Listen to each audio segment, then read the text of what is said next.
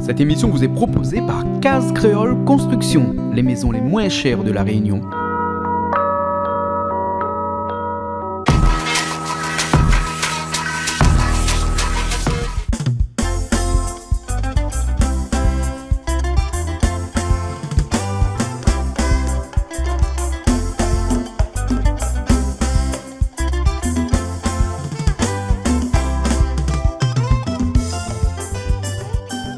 Salut David. Ouais. On va où là comme ça? Bah, on va au Parlement européen. Ah bon? Ouais. On est invité par une madame Pierre Lacasse, Ouais. députée de l'Outre-mer, députée européenne des Outre-mer, en charge de son mission agricole, agri-pêche, etc. D'accord. Qui a fait Ok. le plaisir Bon, il y a une de- délégation réunionnaise hein, qui part. Une Hein. délégation réunionnaise, On une fait partie, quarantaine de donc personnes, ouais. qui a eu la gentillesse de nous inviter tous, Ouais. et puis pour visiter le Parlement. Donc là on est à Gigot Et départ imminent dans un instant. Arrivé à Paris demain matin. Demain matin à Orly et puis en route pour le Bruxelles. Parlement, pour Bruxelles. D'accord, ok. Bon, ben tout à l'heure alors. À tout à l'heure. À tout à l'heure. Hein, on a des copains aussi là. Comment ça va Aldo? Super bien. Aldo Camalon, hein, qui est de la partie aussi. Ben, heureusement. Ouais. Avec mon ami David et vous aussi, hein, avec Bruxelles. la famille. Voilà. À Bruxelles, c'est le plus grand plaisir. D'accord, ok alors. Bon, à plus tard alors. À plus tard, mon ami. Allez. Alors, Julie, où ça va là? Oh pardon, excusez-moi. Backpack Domboul.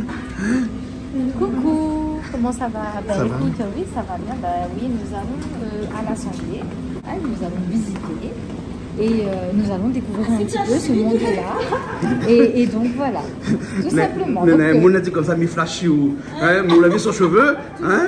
C'est un cheveu à faire marcher, ça. T'as vu comment ça éclaire, ça? ça va pas vous cette vidéo-là. Maman, voyons la vidéo, tout voir. Mais bon, ok. Bon, mais laisse les autres entrer dans l'avion et nous retrouve là-bas à Paris, Tout à d'accord? fait, à tout à l'heure. Ok, alors. Allez, Hein? bisous, bisous. Allez, bye bye. Moi, je viens pas, moi, je vous accompagne jusqu'à l'avion, puis je repars. J'ai du boulot, j'ai du travail. C'est ça, le chef d'entreprise, faut qu'on pense nous. Hein? N'est-ce pas, M. Roland? Ah, ok. Comment ça va, M. C'est ça, Roland? très M. bien, Roland, pas d'abattant. Hein? Ben, nous retrouve là-bas, M. Roland. Très bien. Hein? À l'Assemblée? Oui, Hein? ah ben, Bon? bien. Ok. Très content. Et bon, à tout à l'heure, alors. À tout à l'heure. Enfin, plus tard, dans 12 heures. Dans 12 heures, oui, Dans 12 heures. nous allons aussi le sol parisien. Allez, bon. Allez.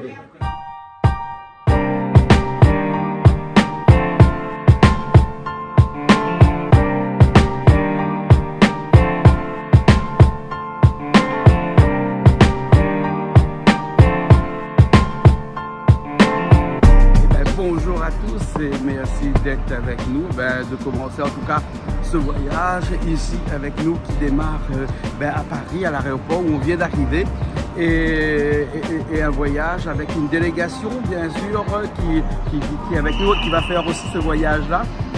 Direction Bruxelles, la Belgique, où on va aller à l'Assemblée européenne et là-bas on va aller découvrir non pas les 705 députés que compte l'Union européenne, hein, et par contre les 79 députés français, puisque la France et l'Allemagne c'est quand même les deux pays phares de cette Union européenne-là. Bruxelles, bien entendu, est le lieu de travail de ces députés-là, même si les lois sont votées du côté du Luxembourg. Hein. Et nous, on va découvrir quelqu'un qui nous a reçu, une députée européenne de la Guadeloupe, Maxette Piabacas, qu'on va rencontrer là-bas. Et on va pouvoir lui poser quelques questions, on va pouvoir connaître un petit peu ce que c'est que cette Assemblée européenne, le travail que font ces députés européennes-là, hein, et avec beaucoup de choses comme l'octroi de mer, par exemple, on va en parler, le pacte vert, on va en parler, l'agriculture, on va en parler, et puis après, pas mal de choses encore. Par contre, après, bien sûr, ce voyage-là va nous permettre de visiter aussi, hein, pour notre confort touristique, c'est l'hémicycle, hein, de Bruxelles, là où sont votées les lois, où sont discutées les lois et tout ça. Bref, un voyage ici en France métropolitaine et en France hexagonale, pardon, parce qu'il paraît qu'il faut plus dire France métropolitaine. En France hexagonale, direction ensuite Bruxelles. On a un bus parlementaire qui vient nous nous rejoignent. Et puis après, on va aller demain matin très tôt. Donc on se retrouve demain matin dans le bus, et direction Bruxelles. Hein? Allez, à bientôt.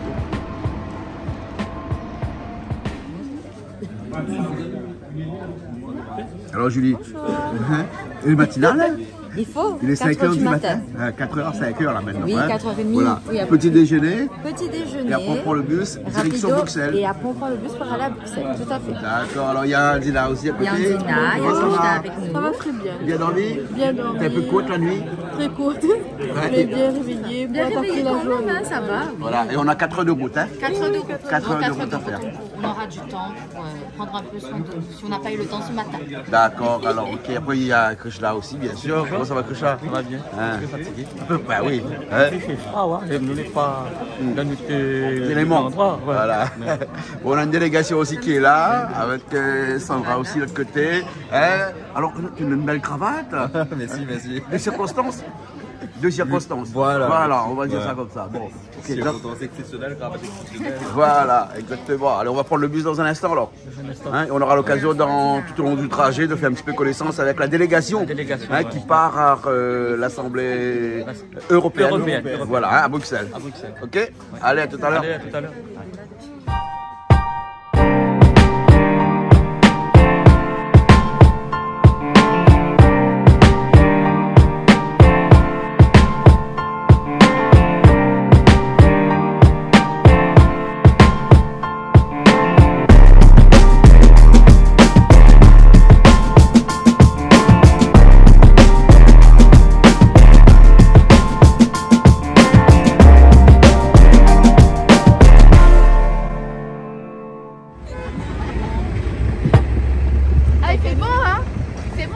C'est bon Bruxelles, hein? Ah oui, hein?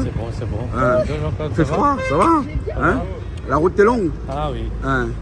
Enfin, on est arrivé quand même. On est arrivé quand même. Et là, on va batailler un petit peu. Hein? Et tout à l'heure, on va me dire le reste. Tout à l'heure, je me le reste alors.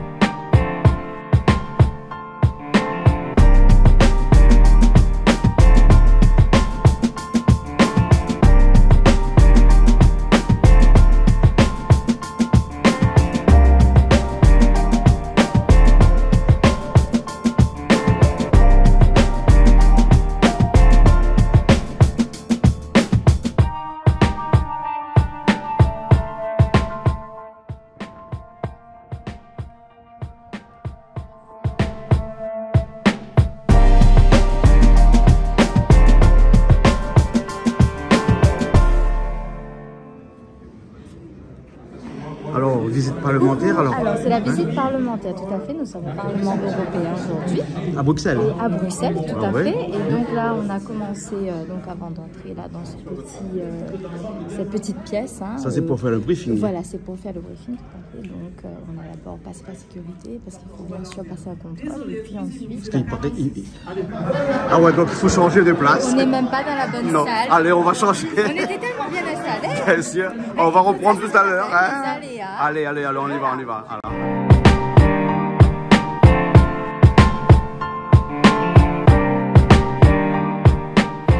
Déjà, je dis bonjour à les compatriotes rayonnais qui sont là aujourd'hui. C'est un plaisir de vous recevoir au Parlement européen.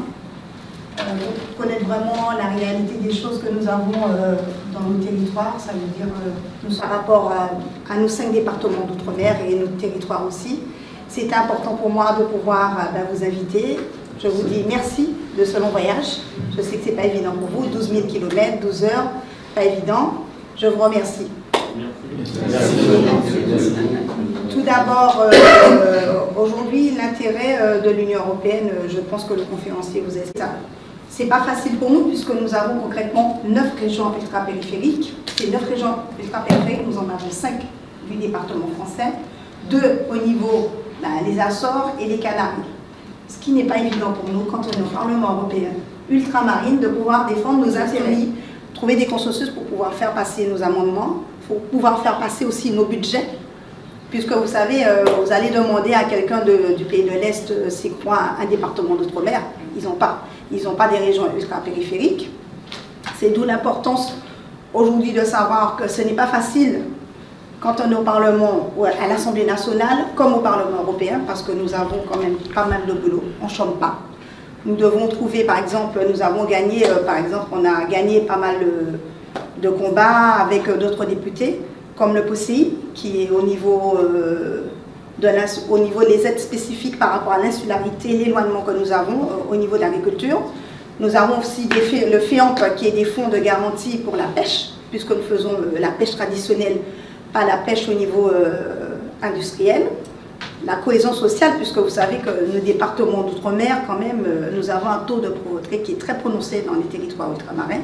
C'est au niveau de la commission régie où je suis que nous votons, que nous mettons en place tous ces fonds dont nous votons au Parlement européen, bien sûr dans des commissions, ensuite votés au Parlement européen par à peu près 703 députés.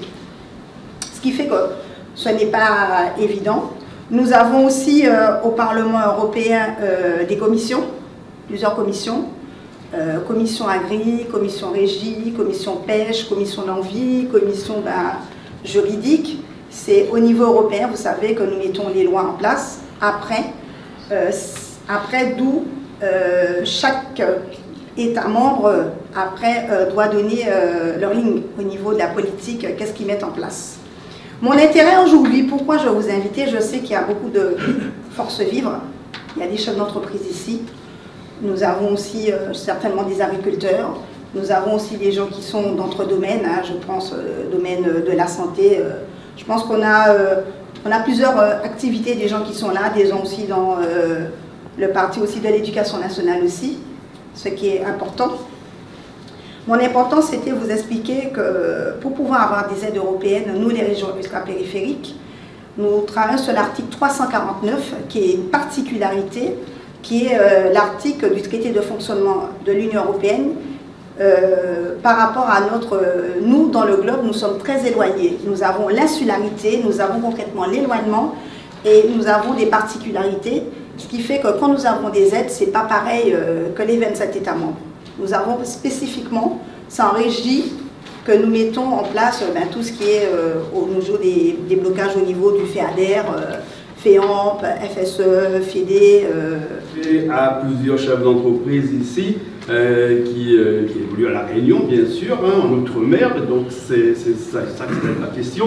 Vous avez parlé tout à l'heure d'un sujet qu'on connaît bien, qu'on appelle chez nous ce serpent de mer, qui est l'octroi de mer.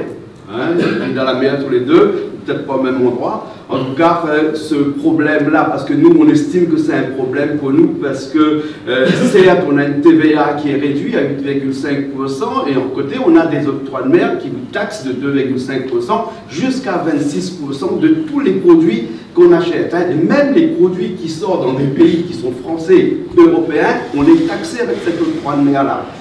On a proposé plusieurs fois que cet octroi de mer-là soit enlevé et compensé par une dotation de l'État. Hein, et maintenant, on s'aperçoit que de plus en plus, l'État ne veut plus mettre la main à la poche, mais dit qu'il va augmenter la TVA. C'est-à-dire qu'en France, on a une TVA à 20,5% et presque à 21%, alors que nous, on est encore à une TVA à 8,5%. Si demain, cette TVA-là à 20% nous arrive à La Réunion, qu'est-ce qu'on va faire? Qu'est-ce que l'économie va faire, puisque ça va être un frein à l'achat, un frein à l'économie, puisque les gens ne vont pas pouvoir consommer avec 20,5%, de côté que 20,5%, c'est pas seulement pour les produits actuellement qu'on utilise dans nos entreprises, mais ça va être aussi dans les produits quotidiens, et donc ce pouvoir d'achat qu'on revient tous les jours dessus va être encore impacté. Hein? Est-ce qu'aujourd'hui, on peut savoir un petit peu où ça en est, puisque vous avez dit tout à l'heure que vous étiez avec France Inter tout à l'heure, hein, pour parler de ça. J'ai fait, ils vont venir tout à l'heure, France 24, puisque c'était une journée par rapport, c'était sur la PAC aussi, et sur aussi ce problème sur l'octroi de mer, puisque notre ministre, M. le maire, est venu en Martinique pour expliquer qu'il pense pourquoi pas réformer cet octroi de mer. Mais où le prendre? J'espère que ça ne va pas être sur le citoyen lambda, réunionnais, guadeloupéen, martiniquais, guyanais ou marois. C'est tout l'intérêt, je dis aujourd'hui. Une réforme, mais comment? Vous savez, l'année dernière, il y a 2 ans, M. Wendel, j'ai travaillé sur cette outre-mer avec le DGE taxe au niveau du Parlement. Concrètement, par rapport de 300 000 €, on est monté à 500 000 € puisqu'on avait beaucoup de boulangers qui payaient énormément de TVA et ils étaient asphyxiés par toutes ces charges. Ils n'arrivaient pas à s'en sortir. D'où l'intérêt, on a pu faire un effort, mais c'est pour ça que la Commission européenne dit, à un moment, il faut la retirer. Et vous savez pourquoi? Parce que les collectivités, c'est là qu'ils trouvent cet argent dans cette outre-mer. 20%, et c'est énorme. Et comme je le dis aujourd'hui, ce n'est pas à nos chefs d'entreprise, puisque bon, moi j'ai rencontré des gens qui sont dans la construction, des gens aussi qui font des métiers d'agro-transformation, qui me disent, s'ils achètent un pot ou s'ils achètent la matière première, c'est qui? C'est vos clients qui vont payer les conséquences avec cette augmentation de 20% de plus. Et bien souvent, on a une concurrence déloyale, et ils font venir d'autres, par exemple l'agro-transformation, ils peuvent venir faire des concurrents de l'extérieur venir, puisqu'on dit on est des États membres, mais ça nous coûte plus cher aussi. Parce que vous savez, au niveau des États membres, c'est la France seulement qui est en train de payer l'outre-mer, mais dans des autres 27 États membres, nous ne payons pas concrètement ces outre-mer. C'est d'où l'intérêt aujourd'hui, je suis vraiment d'accord qu'on fasse cette réforme, mais le savoir comment le faire. C'est pour ça, à France 24, je l'ai dit, c'est bien à dire, mais il faut avoir du concret.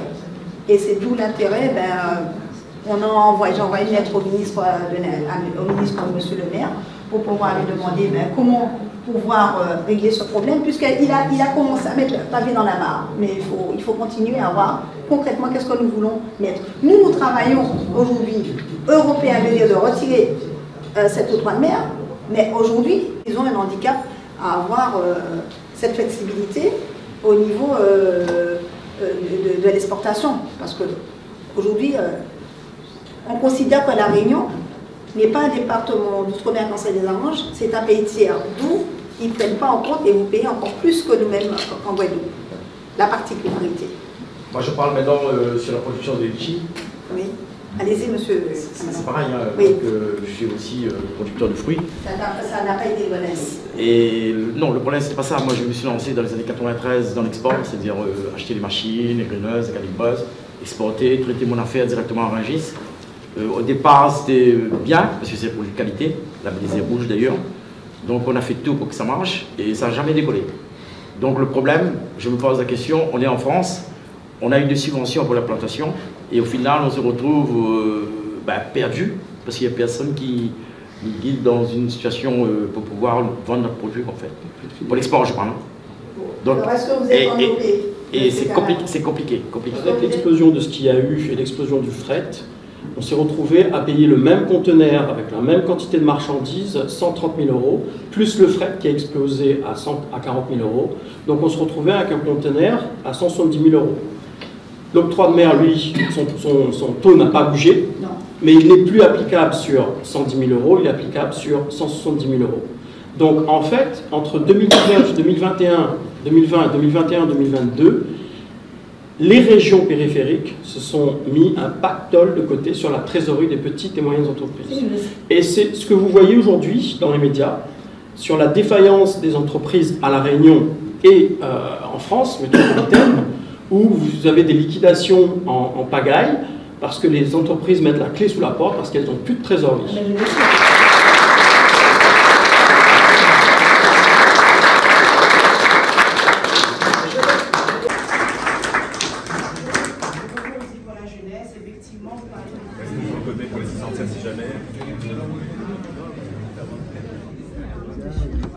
C'est toi qui fais le garde là? C'est moi qui fais la visite alors? Là, on est dans l'hémicycle.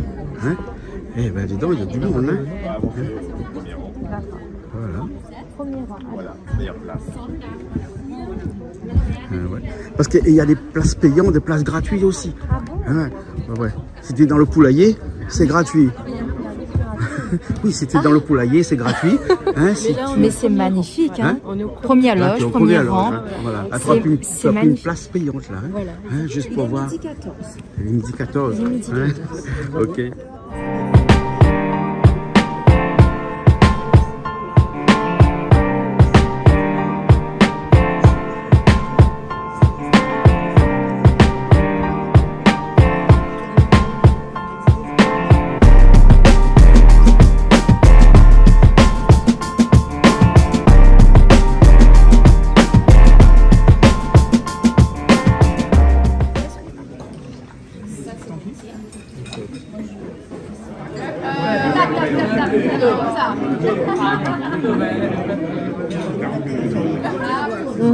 Intervenez là, on dit mais qu'est-ce qui t'arrive? Ben oui, parce que c'est... Elle m'a dit Maxette, j'ai vécu ça. Comment tu sais ça?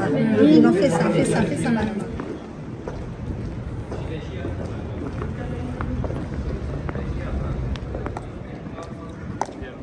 Et voilà, fin de la petite balade pour nous. Hein? Donc là, on va aller destination Gare de Bruxelles. En tout cas, on a passé vraiment un super moment au Parlement. Le repas à la cantine était vraiment très bon.